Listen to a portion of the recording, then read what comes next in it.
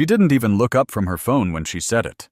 Grant, I think I'm in love with someone else. 12 years. 12 years of building something together. A house in Wash Park. Denver. A financial planning practice I'd grown from a single desk and a laptop to a team of 11 advisors. Her father's medical bills, paid without question every single month for 3 years running. Her sister's wedding, funded by us when her sister's fiancé lost his job. Her graduate school tuition, covered by my business income when her scholarship fell through. 12 years of all that. And she said it like she was reading a grocery list. I didn't yell. I didn't throw anything. I didn't cry. I just looked at her sitting there on the couch we'd picked out together at that furniture store on South Broadway, her thumb still scrolling, and I felt something settle in my chest. Not grief, not rage, something colder and more deliberate than either of those. I said, "Tell me about him." And she did, for the next 40 minutes. Serena told me everything about a man named Caleb Frost, a life coach and wellness entrepreneur she'd met at a retreat in Sedona, Arizona 3 months ago. She'd gone for a long weekend to decompress. She came back with a new crystals collection and apparently a new life plan that didn't include me. Caleb was different, she said. Caleb was present. Caleb saw her. Caleb wasn't obsessed with financial spreadsheets and investment portfolios. Caleb didn't care about money. She actually said that. He doesn't care about money, Grant. He's genuine. He's not like you. And I smiled. Not because I was happy. Not because any part of this was funny. I smiled because in that exact moment, a very clear picture formed in my mind. And if you've been through something like this, if you've ever given everything to someone and watched them mistake your reliability for smallness, then you know exactly the kind of smile I'm talking about. It's the smile of a man who realizes the game isn't over. It's just finally, honestly, begun. Before we go any further, if you're new here, hit subscribe, because what I'm about to walk you through isn't just my story. It's a masterclass in what happens when someone builds their entire life on another person's infrastructure and then tries to walk away from it like it's nothing. Leave a comment below. Have you ever been the one who held everything together while someone else looked for something shinier? I want to hear from you. And if this story hits home, share it. Someone out there needs to hear today. Now, let me take you back to the beginning, because to understand what I did after that conversation on the couch, you need to understand how we got there. I met Serena Caldwell at a fundraiser in Lodo, lower downtown Denver, in the fall of 2011. I was 34 at the time, 3 years into building my financial advisory firm, still working 60-hour weeks, but starting to see real traction. She was 29, working as a marketing coordinator for a mid-size events company downtown. And she had this way of commanding a room without seeming to try. Confident, warm, quick with a laugh that made everyone around her feel like they were in on something. We dated for 2 years before I proposed. We got married in a small ceremony at a venue outside of Breckenridge. Mountain backdrop, 50 guests. Exactly what she said she wanted. I bought our house in Washington Park 4 months later. 3 bedrooms, original hardwood floors, walking distance to the lake.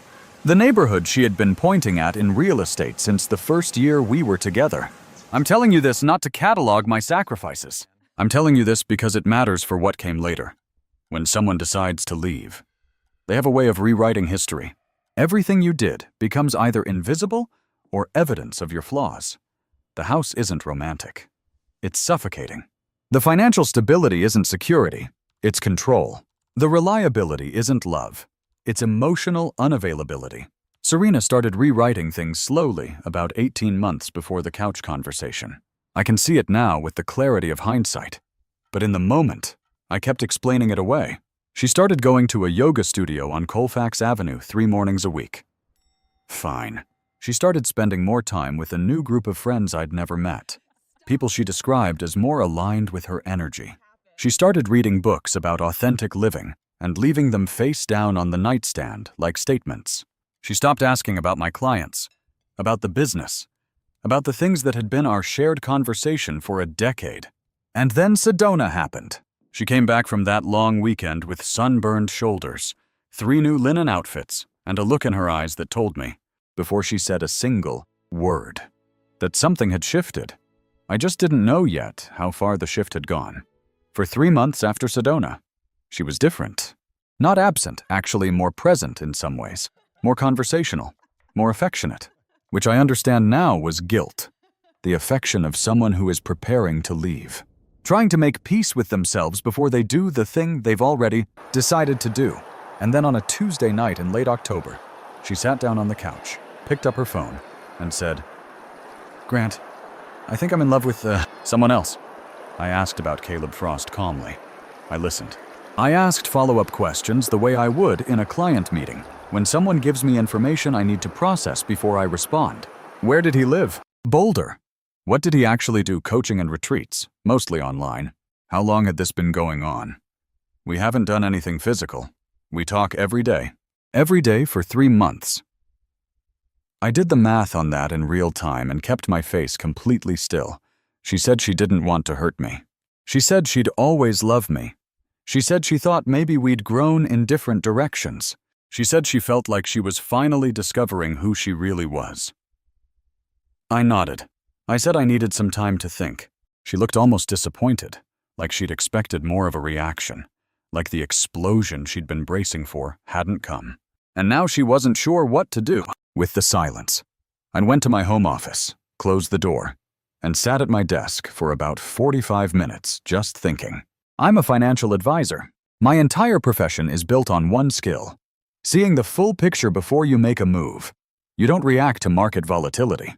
You don't make emotional decisions with other people's futures. You look at the data. You identify the exposure, and you take methodical action. I had been the primary income earner for our entire marriage. My business generated the majority of our household income. The house was mortgaged in both names, but I had made every payment. Her father, Raymond Caldwell, had been battling kidney disease for 3 years. His dialysis treatments, his specialist appointments, 3 hospitalizations, all of it filtered through our joint insurance and supplemented by our joint accounts when the insurance fell short.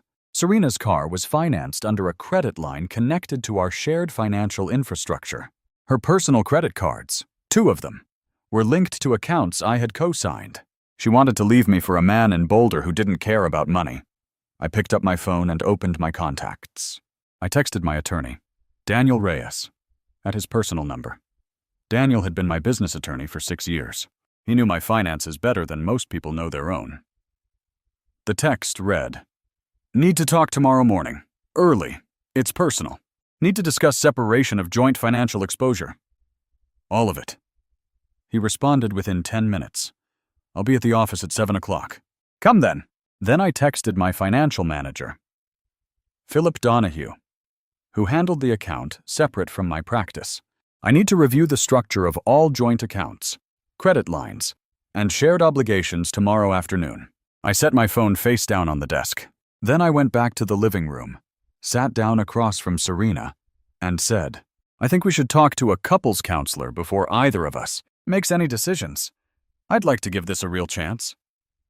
She agreed. She looked relieved. And the next morning, while she was at her yoga class, I was sitting across from Daniel Reyes on 17th Street, 2 blocks from the Denver Art Museum, going through everything.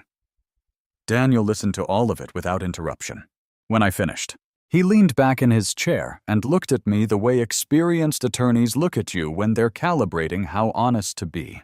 "How serious is she?" he asked. "She talks to him every day. She told me she's in love with him. I'd call that serious. And you want to protect yourself. I want to understand my full exposure before she decides to act. Because when she acts, I want to be ready." Daniel pulled out a legal pad, and we spent the next 2 hours going through the inventory. The house, joint ownership. My income had covered all mortgage payments and property taxes for 8 years. The credit accounts, 2 personal cards she carried in her name, but co-signed by me and linked to our joint operating account. Her father's medical coverage. She was listed as a dependent under my business health plan. But Raymond Caldwell's supplemental support came from a joint account Serena had full access to. Her car, financed through a line of credit we'd opened jointly for household expenses. "Here's what I want you to understand," Daniel said. "You can't remove her from the property deed unilaterally while you're still married. That requires her consent or a court order during divorce proceedings. I know, but you can separate your credit exposure. You can close joint lines. You can restructure accounts. You can make sure that if she decides to run up debt in the next 6 months, you're not holding the bag. That's what I want to start today. Daniel made a list. On one side, the things that required legal process, the property, the formal separation of assets. On the other side, the things I could do immediately and within my rights, closing the joint credit lines she relied on for day-to-day spending, restructuring the household account so that supplemental payments for her father's medical expenses were no longer automatic, and documenting meticulously every financial contribution I had made to our shared life over Mia the past 12 years. One more thing, Daniel said.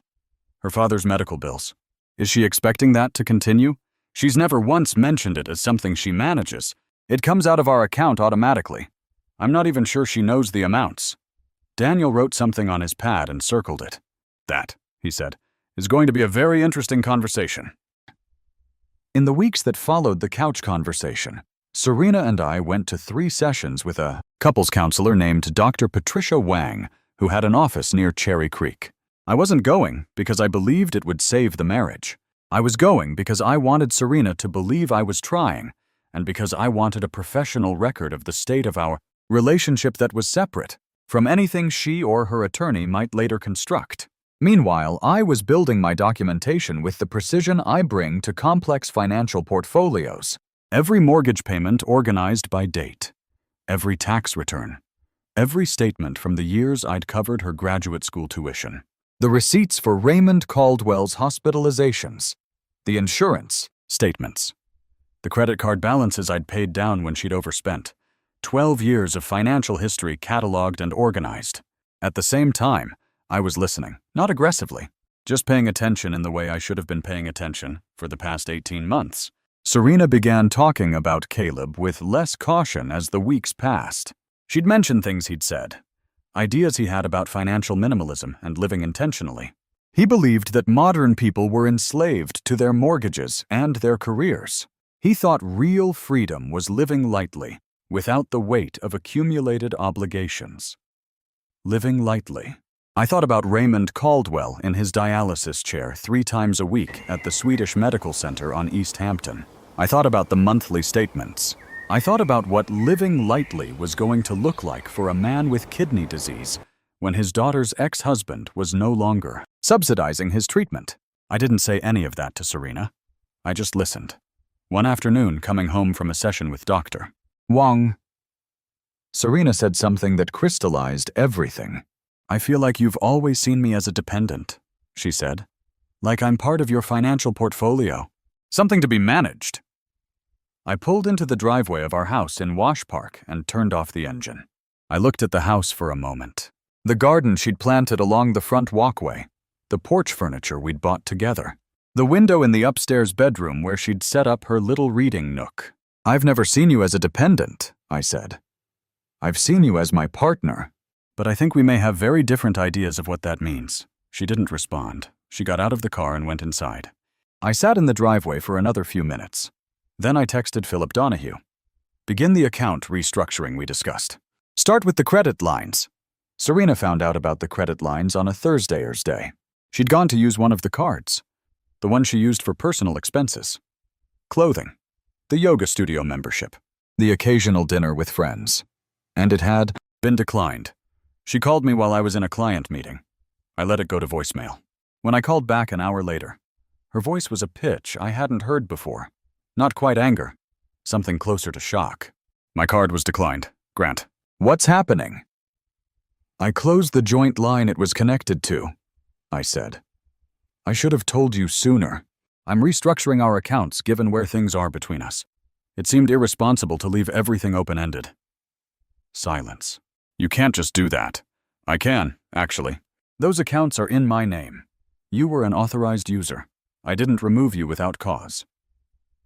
Serena, you told me 3 weeks ago that you're in love with another man. More silence. What about Dad's bills? What about the automatic payments? And there it was, the question I'd been waiting for. Those came out of the same account, I said. The restructuring affects that, too. I'll send you the documentation so you understand what changes are taking effect and when. I'd suggest you talk to someone. But maybe Caleb, about how to cover those going forward. I said that last part without a single note of sarcasm in my voice. I meant it. I genuinely thought she should talk to the man who didn't care about money, about the medical bills of the father-in-law he'd never met, and see what his philosophy of intentional living had to say about that. She hung up. The next 72 hours were the most turbulent of the entire experience. Serena called back that evening in a different register entirely. Quieter, more careful, clearly having thought through her approach. She said she understood I was hurt. She said she didn't want this to get adversarial. She said she thought we could handle things civilly. I agreed. I said I wanted to handle things civilly, too. I said I'd already retained Daniel to help structure a fair separation of assets, and that I recommended she do the same. She paused at that. You already have a lawyer. I've had a lawyer for years. Serena, his name is Daniel Reyes. You've met him at our company events. When you told me you were in love with someone else, it seemed appropriate to have a conversation with him about what that meant for our financial situation. That's not adversarial. That's responsible. The following morning, her mother called me. Linda Caldwell, a warm, direct woman from Fort Collins who had always treated me like a genuine member of the family. We had a real relationship, Linda and I. She'd called me on my birthday every year for a decade. This call was different. Grant, I need to understand what's happening, she said. Raymond's treatment. We got a notice that the automatic payments were suspended. That's correct, I said. I've begun restructuring our joint accounts given the state of my marriage to Serena. I'm genuinely sorry about the timing. Linda, I want to make sure Raymond is taken care of. I'll cover the current billing cycle while things are sorted out. But going forward, this will need to be handled differently. She was quiet for a long time. Then she said, Grant, how serious is this? I think that's a question you should ask your daughter. She said she would. She thanked me. She asked me to please keep her informed. I told her I would. What Linda said to Serena after that phone call, I'll never know exactly. But something shifted. Serena called me that afternoon and asked if we could meet in person, somewhere neutral. I suggested the coffee shop on East Alameda near Washington Park, a place we'd been going together for years. She agreed. We sat across from each other at a corner table with our coffees. And for the first time since the couch conversation, Serena looked like the person I'd actually married. Not the version who'd been coming home from yoga with someone else's energy. Not the version who talked about Caleb Frost like he was enlightenment in human form. Just Serena looking tired and a little scared. I didn't understand how much you covered, she said. I know. Dad's bills, the insurance, She stopped. I didn't think about any of that. I know, I said again. That wasn't fair of me. I didn't answer right away. I looked out the window at South Downing Street, at the trees starting to drop their leaves, at the people walking dogs and pushing strollers in that particular way Denver people do on a weekday afternoon. No, I said. It wasn't. But I want to be honest with you, Serena, because I think we're past the point of being kind to each other in ways that aren't true. You told me you're in love with another man. I can't compete with a feeling. I don't want to compete with a feeling. But I also won't pretend that the life we built here just disappears because you found something exciting in Sedona. She looked at her coffee cup. What are you going to do? I'm going to protect what I've built, I said. Fairly and legally. Daniel is working on a full accounting of contributions during our marriage, when we get to the divorce process. And I think we both know we're heading there. I want it to be accurate, not punitive. Accurate. And Dad's bills. I've already told Linda I'll cover this cycle. After that, we need a different arrangement. He's not my father-in-law if we're not married. Serena. She flinched at that. Not because I'd said it cruelly. I hadn't. Because it was true. And she hadn't let herself think it all the way through. Is Caleb going to help with that? I asked. Genuinely curious. The look on her face told me everything. The man who didn't care about money had not. Apparently. Offered to cover the dialysis bills of his girlfriend's ailing father. There's a detail I want to add here, because it's the kind of thing that only makes sense in context. During one of those 3 sessions with Dr. Patricia Wang, she asked us both a question. What does financial security mean to each of you in this relationship? Serena said, it meant not having to worry. That freedom from financial stress allowed her to focus on what actually mattered. Her relationships, her growth, her well-being. I said it meant responsibility. Building something stable enough that the people in your life don't have to worry. Doctor? Wang nodded at both of us and wrote something down. I thought about that exchange for a long time afterward, because what Serena described, not having to worry, was real. She genuinely had not worried about money for 12 years. Not once. Not about the mortgage. Not about her father's bills. Not about the credit card balance. Not about the insurance premiums. Not a single time. And she had interpreted that freedom from worry as evidence that money didn't matter. That financial stability was just there. Ambient. Like air. Something she was entitled to rather than something being actively maintained by another person. That's not a character flaw. Exactly. It's a blind spot. But it's a blind spot that costs the person maintaining the system very dearly when the relationship ends. And the other person genuinely cannot understand why the resources are changing. I want to pause here and say something because I've told this story to a few close friends over the past 2 years. And a common reaction is, did you feel guilty? Were you trying to punish her? The honest answer is no, and I want to explain why. Serena was not a bad person. She was a person who had, slowly and then all at once, decided that the life we'd built together wasn't the life she wanted. That's a human thing. People change. People grow in directions that don't align. I can accept that. What I could not accept, what I think nobody should accept, is the version of events where she walks away from a marriage with full access to financial resources that I built, while simultaneously dismantling the things she walked away from. She wanted to leave. Fine, but leaving meant leaving. It didn't mean leaving while I kept every financial door open and continued paying for her life and her father's life and her personal expenses as if nothing had changed. The restructuring I did wasn't punishment. It was clarity. It was the honest financial picture of what a marriage ending actually looks like when you stop pretending everything is fine. And in some ways, this is the part that surprised me. It was the most loving thing I did in the entire process because the illusion was over. The pretending was over. And when the pretending stopped, Serena had to look at the real situation with real numbers and make real decisions. Not retreat decisions. Not Sedona retreat decisions. Real ones. The divorce proceedings took 8 months. Daniel was thorough. The accounting of my contributions to the marriage. Mortgage payments. The tuition reimbursements. The medical expense coverage. The business income that had funded our entire lifestyle was extensive and well documented. Serena's attorney, a woman named Karen Diaz, who had an office near the Capitol building, was competent but working with a weaker hand. Colorado is an equitable distribution state, which doesn't mean equal, it means fair, taking into account each spouse's contributions.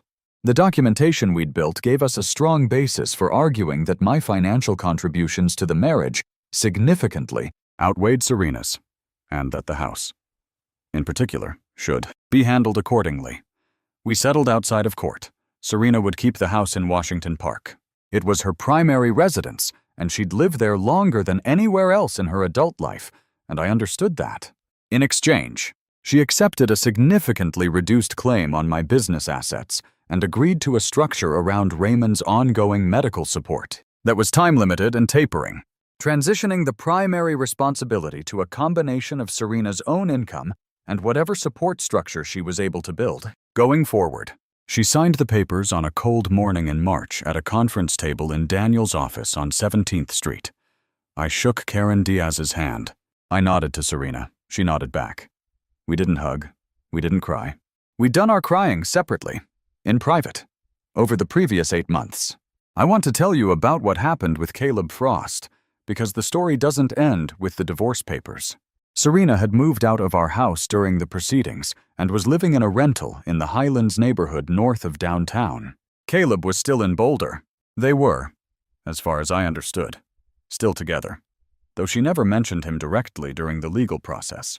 Our attorneys handled the communication, and Serena and I spoke directly only a handful of times. About 4 months after the divorce was finalized, Serena's mother, Linda, called me. We still talked occasionally. She'd been clear throughout the entire process that she considered me family, regardless of what her daughter had decided, and I appreciated that more than I knew how to say. Linda said, "I thought you should know. Caleb isn't in the picture anymore." I didn't feel vindicated. I want to be clear about that. I felt something closer to sadness, not for myself, but for Serena, who had traded 12 years of real life for something that turned out to be 6 months of retreat weekend energy. "Is she okay?" I asked. "She's figuring things out," Linda said. "Raymond's doing better. The new coverage structure is working." A pause. "She asks about you sometimes." "What does she ask? Whether you're okay? Whether you're angry with her?" I thought about that for a moment. Standing in my apartment in the Baker neighborhood of Denver, a 2-bedroom on Bannock Street that I'd furnished simply and quietly, with a view of the mountains on clear mornings. I thought about anger. "Tell her I'm not angry," I said. "Tell her I hope she finds what she's looking for." And I meant it, both parts. I'm going to tell you something that I think is the actual point of this story, because I've been circling it for a while, and I want to land it clearly. When Serena said Caleb didn't care about money, that he was genuine, that he wasn't like me, she was making an argument that I think a lot of people make without fully understanding what they're saying. The argument is that caring about financial reality is somehow less spiritual, less authentic, less romantic than pretending financial reality doesn't exist. Caleb didn't care about money. That's a fine philosophical position, if you're a 23-year-old with no obligations. It's a rather more complicated position when you're a 37-year-old woman with a father on dialysis, a mortgage, and a husband whose income has been subsidizing your entire adult life for 12 years. Not caring about money when someone else is covering all the money is not a virtue. It's a luxury, and luxuries depend on someone, somewhere, doing the unglamorous work of making sure the bills are paid, and the insurance is active, and the medical expenses are covered, and the lights stay on. I was that person for 12 years. I don't say that to ask for a medal. I say it because I think there's a version of this story, the version Serena had told herself and probably told Caleb in their daily conversations, where I was the obstacle to her authentic life, the financially obsessed husband who just didn't understand what really mattered, and maybe to her. In that version, leaving me for someone who didn't care about money felt like freedom. What she discovered eventually is what I already knew, that freedom has infrastructure, that the retreat from obligation is funded by someone's obligation, that the man in Boulder who lived lightly had no intention of weighing himself down with someone else's father's medical bills.